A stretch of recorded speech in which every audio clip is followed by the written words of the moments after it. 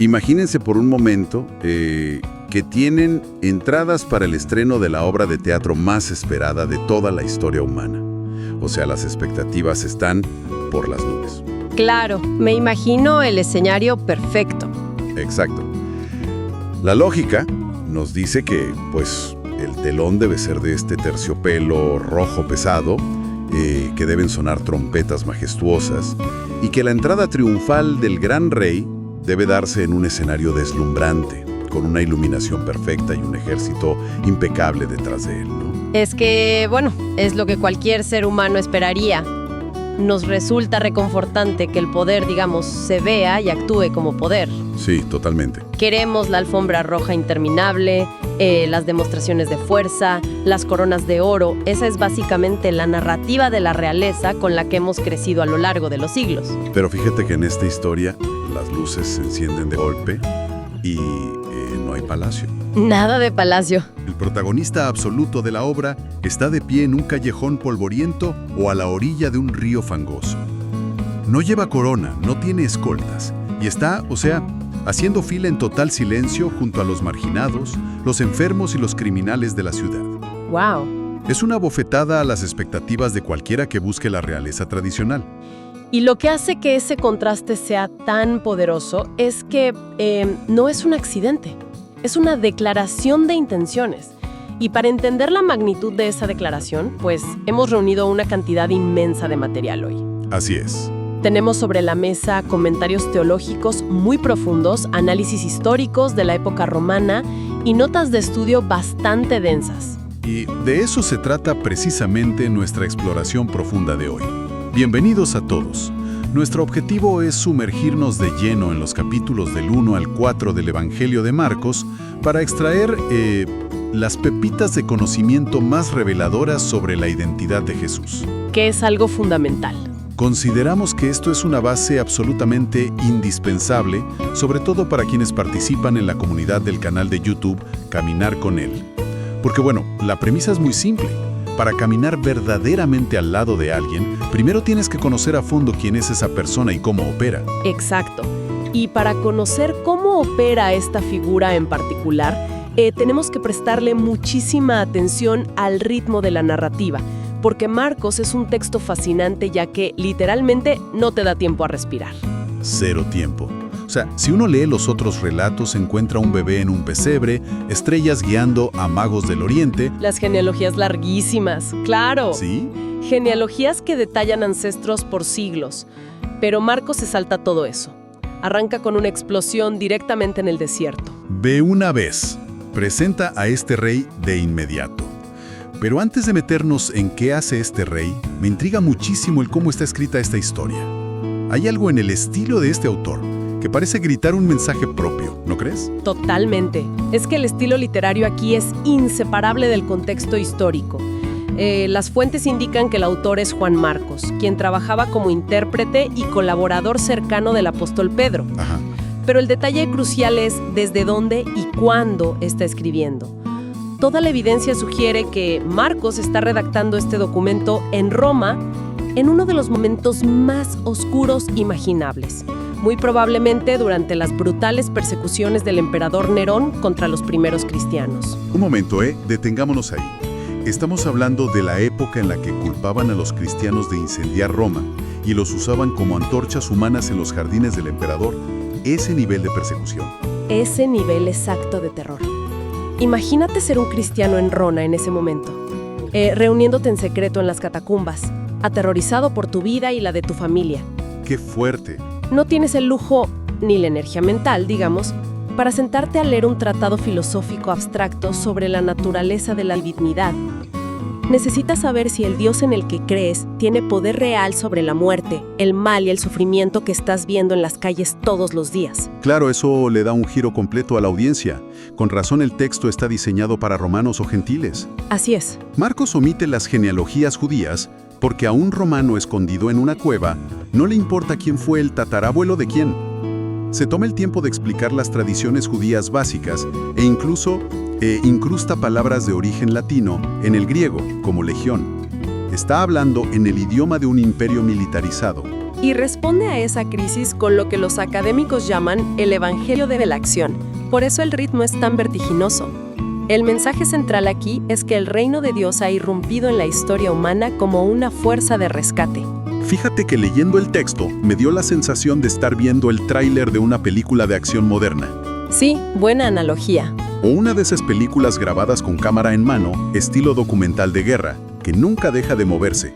Hay una palabra griega que salta a la vista constantemente, que es eutus, que se traduce como inmediatamente, al instante o enseguida. Aparece un montón de veces. Aparece más de 40 veces. Es como si el autor estuviera diciendo, miren esto, y luego esto, y ahora esto otro. Nos muestra un doble enfoque clarísimo. Jesús es el Hijo de Dios con un poder absoluto que aplasta a sus enemigos, pero al mismo tiempo es el siervo incansable.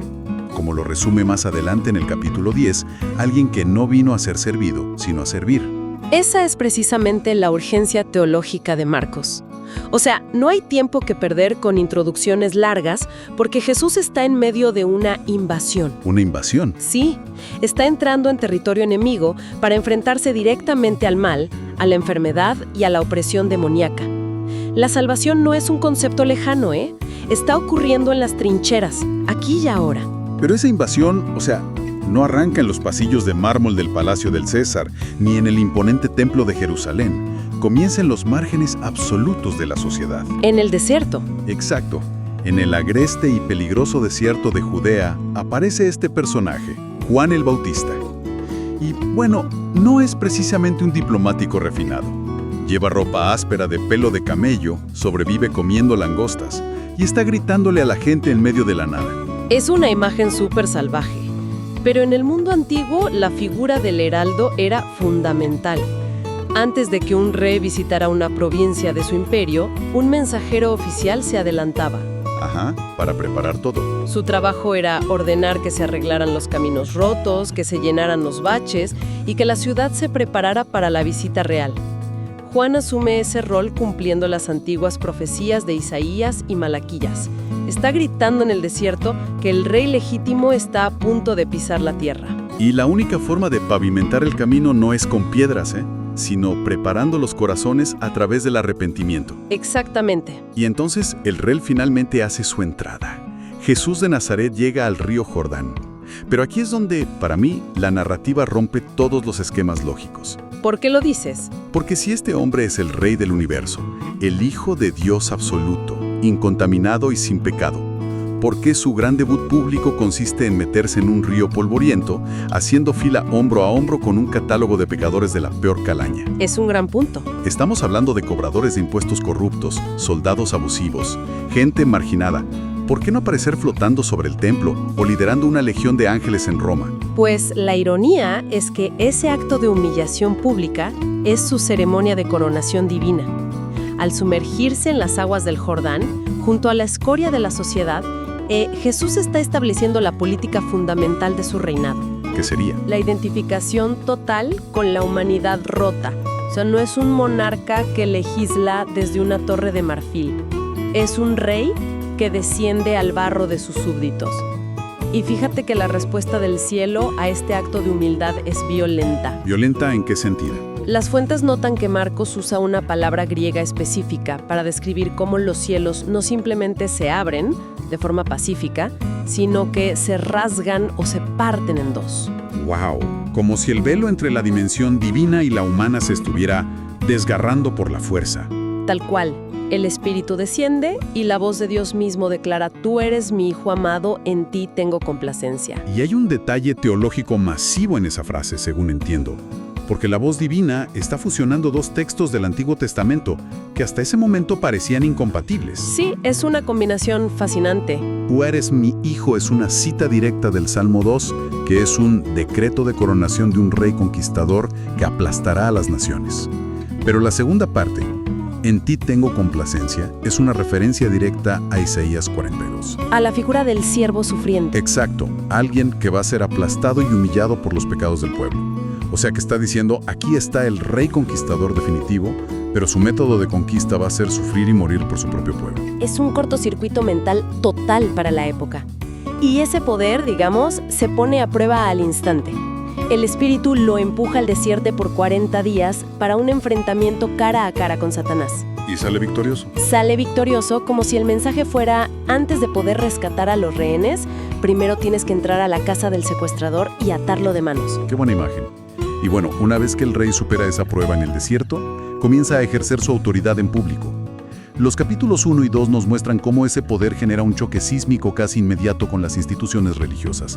Porque la autoridad de Jesús simplemente no encaja en las categorías existentes. Lo vemos desde el primer momento en la sinagoga. La gente se queda paralizada porque enseña con una autoridad inherente. Los escribas de la época basaban su prestigio en citar a otros rabinos famosos, diciendo como: dijo el rabino tal. Siempre apoyándose en la tradición. Claro, pero Jesús simplemente dice: yo les dijo. Pero donde la teoría se convierte en un escándalo práctico es con las sanidades.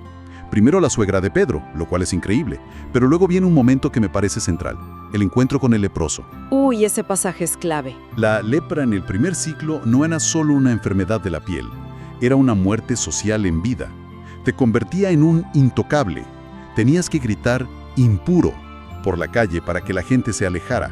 Y hay que entender que la ley de Moisés y las reglas sanitarias de la época eran inflexibles al respecto. El principio rector era que lo impuro siempre contamina lo puro. Lógico. Si una persona sana tocaba a un leproso, no es que el leproso se sanara. La persona sana se volvía ceremonialmente impura y quedaba excluida de la comunidad, además de arriesgarse al contagio físico. Tocar a un leproso era impensable desde el punto de vista médico y religioso. Es casi como si hoy diéramos a un médico brillante, un investigador de primer nivel, que decide caminar directamente hacia la zona de cuarentena más infecciosa de un hospital. Exactamente. Sin usar traje de protección biológica, sin mascarilla, y se acerca a abrazar al paciente cero de un virus letal. O sea, la lógica nos dice que el médico está condenado. Claro, se va a contagiar. Pero en esta historia ocurre lo inverso. El virus es el que muere al entrar en contacto con el médico. La pureza de Jesús es tan abrumadora, tan agresiva, que infecta al enfermo con cura. Y ese es el cambio de paradigma radical que Marcos quiere que entendamos. La religión de la época era una religión de contención, de construir muros y mantener una distancia segura del pecado y la enfermedad para proteger la propia santidad. Como encapsularse. Así es. Jesús demuestra que su santidad no es frágil, no necesita protección. Tiene el poder de transformar lo sucio en limpio desde adentro hacia afuera.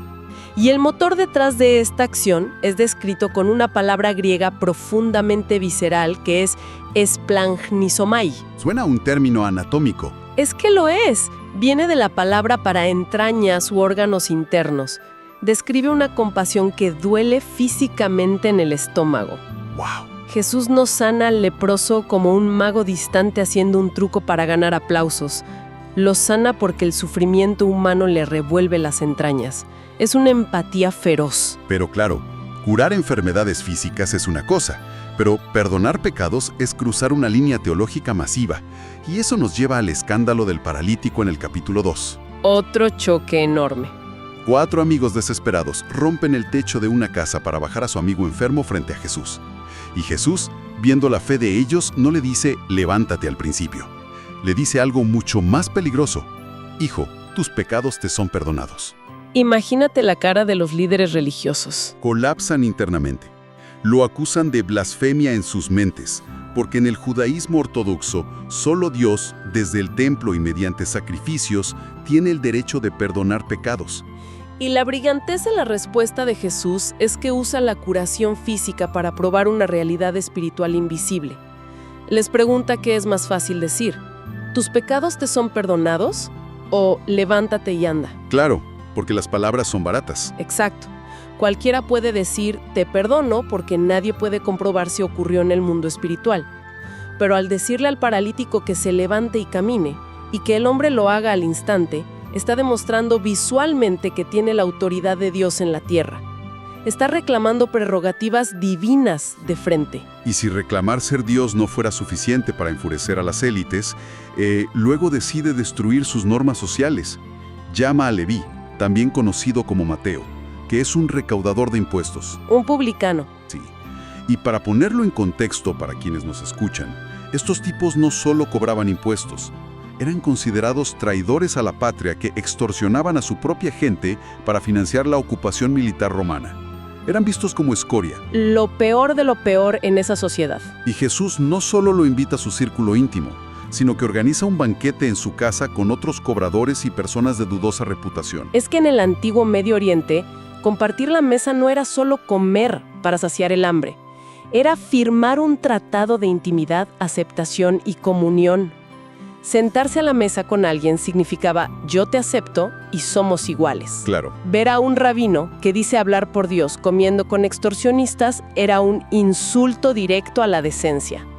Y la respuesta de Jesús vuelve a usar la analogía médica. Los sanos no tienen necesidad de médico, sino los enfermos. Es la declaración de su misión. Él es el médico que instala su consultorio dentro del pabellón de enfermedades infecciosas, no en el club de campo de los sanos. Tal cual. Pero toda esta compasión revolucionaria tiene un costo. Para cuando llegamos a los capítulos 3 y 4, la tensión acumulada explota. Jesús entra a una sinagoga en pleno sábado, el día sagrado de reposo, y hay un hombre con la mano paralizada. Y los fariseos no están ahí para adorar. No, están vigilando a Jesús, esperando que viole la ley religiosa al realizar un trabajo médico en el día de descanso para poder acusarlo formalmente. Y Jesús no evade el conflicto. Pone al hombre en el medio de todos y les lanza una pregunta moral devastadora. ¿Es lícito en el día de reposo hacer el bien o hacer el mal? ¿Salvar una vida o destruirla? El silencio de los fariseos es ensordecedor en ese momento. Y el texto nos da una rara visión de las emociones de Jesús. Los mira con enojo, indignado, pero a la vez profundamente entristecido por la dureza de sus corazones. Les importaba más proteger su intrincado sistema de reglas que ver a un ser humano restaurado. Jesús sana al hombre, y la reacción de los líderes religiosos es el punto de no retorno. Salen de la sinagoga y hacen algo impensable. Se reúnen con los herodianos. Lo cual es una alianza política absurda. O sea, los fariseos eran puristas religiosos que odiaban la ocupación romana y a la familia de Herodes. Los herodianos eran secularistas políticos, títeres del imperio. Se odiaban a muerte. Se despreciaban mutuamente. Pero su odio compartido por la forma en que Jesús desestabilizaba el status quo era tan grande que deciden darse la mano para planear su asesinato. El enemigo de mi enemigo es mi amigo. La oposición ha pasado del escepticismo a un complot de asesinato activo. Y esto nos lleva a un misterio recurrente en el texto que los teólogos llaman el secreto mesiánico. Este es un tema súper interesante. Hay un patrón muy extraño. Jesús expulsa demonios y estos seres espirituales oscuros los reconocen al instante. Empiezan a gritar frente a la multitud: «Tú eres el Santo de Dios, tú eres el Hijo de Dios». Y Jesús, en lugar de aceptarlos, los silencia violentamente, les ordena callar. Sí, los manda a callar de una. Y incluso a muchas de las personas que sana, les prohíbe hablar del milagro. A primera vista no tiene sentido. Si tu misión es anunciar que eres el Rey, ¿por qué rechazar relaciones públicas gratuitas, especialmente de seres espirituales que están confirmando tu identidad? Porque la identidad sin el contexto correcto es profundamente peligrosa. Mira, en el Israel del primer siglo, el título de Mesías era una bomba de tiempo política. La expectativa generalizada era que el Mesías sería un comandante militar, un nuevo rey David que tomaría una espada, organizaría un ejército, degollaría a los romanos y establecería un imperio judío global desde Jerusalén. Es como un político hoy en día que se niega a aceptar el respaldo público de un grupo radical. Sabe que si acepta ese respaldo, toda su campaña será redefinida por las ideas de ese grupo, sin importar lo que él realmente quiera hacer. Jesús está haciendo control de daños. Esa es una imagen excelente. O sea, si Jesús permite que la multitud, enardecida por los milagros y las voces de los demonios, lo corone como el Mesías bajo sus propios términos políticos, forzarán una rebelión violenta. Claro, se desvirtúa todo. Él necesita redefinir lo que significa ser el Mesías. Quiere que quede claro que su victoria no vendrá montando un caballo de guerra y matando a sus enemigos, sino montando una cruz y muriendo por ellos. Hasta que la crucifixión no ocurra, el título de Mesías será mal interpretado por las masas. Y ese ambiente de hostilidad letal por parte de los líderes y de malentendidos eufóricos por parte de las multitudes obliga a Jesús a cambiar su pedagogía. En el capítulo 4 comienza a enseñar en parábolas. Que es un giro interesante. La multitud es tan inmensa que tiene que subirse a una barca para que no lo aplasten. Y desde el agua les cuenta historias agrícolas. Un sembrador esparciendo semillas, terrenos pedregosos, una semilla de mostaza diminuta que crece hasta ser un árbol. Muchos asumen que las parábolas eran ilustraciones sencillas para que la gente del campo entendiera mejor. Pero Jesús mismo explica a sus discípulos que su propósito es dual. Actúan como un mecanismo de revelación y de ocultamiento al mismo tiempo. Como un filtro. Exacto, como un filtro. El misterio del reino se entrega a los que tienen un corazón receptivo y dispuesto a buscar. Pero, para los que se acercan con arrogancia o con esa dureza de corazón de los fariseos, las parábolas operan para ocultar. Escuchan una historia sobre semillas y se van pensando que es solo un cuento sin sentido. La verdad del reino funciona como la luz del sol. Si abres los ojos y quieres ver, esa luz te muestra todo el paisaje. Pero si te encierras en un cuarto oscuro y alguien te abre la puerta de golpe, esa misma luz te ciega, te confunde y te hace retroceder. Qué buena forma de ponerlo. Y hablando de fuerzas naturales inmensas, el capítulo 4 termina con una de las escenas más cinematográficas de todo el libro. Es la transición perfecta entre sus enseñanzas y la magnitud real de su identidad. La tormenta en el mar de Galilea. Después de enseñar todo el día, suben a la barca para cruzar al otro lado. Es de noche. Y no es una lluvia fuerte. Se desata un huracán repentino. Las olas están llenando la barca de agua y recordemos que varios de sus discípulos son pescadores veteranos. Se han criado en ese lago. Conocían esas aguas. Si ellos están entrando en pánico y gritando que se van a ahogar, es porque la muerte era inminente. Y en medio de este caos apocalíptico, ¿qué está haciendo el rey del universo? Está en la popa, durmiendo profundamente sobre un cojín. Es una locura. Pero fíjate, en la cosmovisión antigua del Medio Oriente, el mar no es solo un cuerpo de agua salada. Representa el abismo. Es el símbolo definitivo del caos primordial, las fuerzas demoníacas y la destrucción incontrolable. Ajá. El hecho de que Jesús duerme en medio del símbolo máximo del caos es una declaración teológica sobre su soberanía. El caos no altera su paz. Los discípulos lo despiertan a gritos, casi acusándolo. «Maestro, ¿no te importa que perezcamos?» Jesús se levanta en medio del viento ensordecedor. Y ojo, no hace un ritual complejo. No invoca a poderes superiores ni lanza un hechizo. Para nada. Trata al huracán como si fuera un perro desobediente. Le dice al viento y al mar, «Calla, enmudece». Y el texto dice que al instante hubo una gran bonanza. El mar se convirtió en un espejo de cristal en un segundo. Y el foco de la historia no es el milagro ecológico, es la psicología de los discípulos. Jesús se voltea y les pregunta por qué están tan asustados. Aún no tienen fe. Y uno pensaría que se alegrarían, ¿no? Uno pensaría que los discípulos se abrazarían, llorarían de alivio y celebrarían que sobrevivieron. Pero el griego original nos dice que pasaron de tenerle miedo a la tormenta a sentir un terror absoluto, una fobia reverencial hacia la persona que estaba en la barca con ellos. Se miran unos a otros temblando y hacen la pregunta que define todo este primer bloque del Evangelio. ¿Quién es este que hasta el viento y el mar le obedecen? Porque claro, acababan de darse cuenta de que el poder que puede apagar un huracán con una frase es mucho más aterrador que el huracán mismo, si no sabes bien de quién se trata. Un balance de estos 4 capítulos, el retrato que emerge no tiene nada que ver con el Jesús inofensivo que a veces pinta la cultura popular. Para nada. Tenemos frente a nosotros a una deidad de acción urgente, que irrumpe en el mundo quebrando las reglas de la religión institucionalizada. Tiene autoridad absoluta sobre la enfermedad física, sobre el mundo espiritual demoníaco y sobre la creación misma.